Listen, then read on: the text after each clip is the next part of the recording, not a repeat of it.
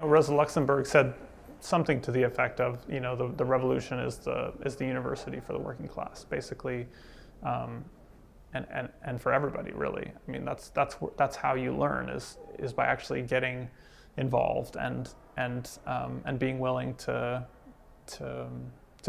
have some friction with the system as it is. I think, when you're kind of when you have the wind at your back, when you're kind of going with the flow, when you don't feel it, when you're running with the wind, you're just like, it's just the air is nice and still.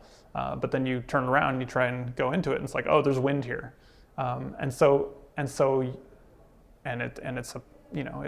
It's cramping my style. Like it's having an effect on me that I don't necessarily like, and it's slowing down my ability to move freely. So I think in the same way, I mean, I think you have to. We have to understand the context that we're in, and the way you do that is by questioning it and actually doing something, and not letting it not just kind of going with the flow. So I think that means getting involved with social movements that are challenging, that are pointing out some of these pressure points in the system, or some of the ways the system is really behaving badly. I think whether that's marching in the streets and having the actual experience of organizing and trying to organize, like try to make your workplace just an iota more democratic, and just see what happens. Just try to be like, oh, we're just going to take control of, I don't know, the water cooler, or like, we're just going to take a little bit more power, and just see what happens. And I think that's where the education happens. Ideally, to be real, like, I think what people have to do tangibly is become part of mass social movements that are actually trying to transform the system. That's when you really start learning stuff. That's when you really get the kind of fire hose of knowledge, and your eyes get open to how the world really works.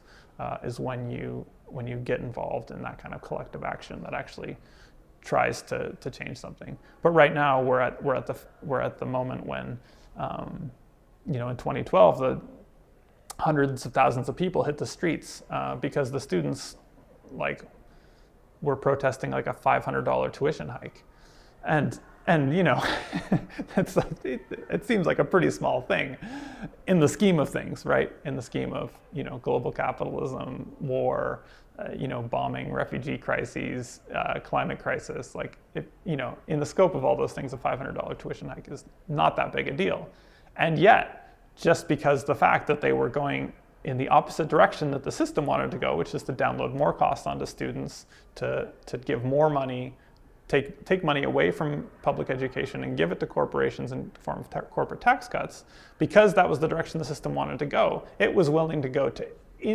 extreme and ridiculous lengths to suppress that movement. So, tear gas, beatings by police, like regular, just all kinds of violence, came out of the system, jailing on trumped up charges, propaganda assault on all fronts, paying people huge amounts of money to just generate the most ridiculous blather that served a purpose of demonizing the students, and all that over a $500 tuition hike, right? And I think a lot of people learned so much through that process. I don't think they learned everything, but I think they learned it. I think you learn more in like 6 months of that kind of thing than you learn in like 8 years of university necessarily. That is the university of the working class, and that is where we learn our lessons. That's where we understand how the world works, and that's where and that's what's going to give us. That's what's going to empower us to create a different world. So my answer is just very basically, get involved in a mass social movement that tries to question some fundamental tenet of the current economic and social system.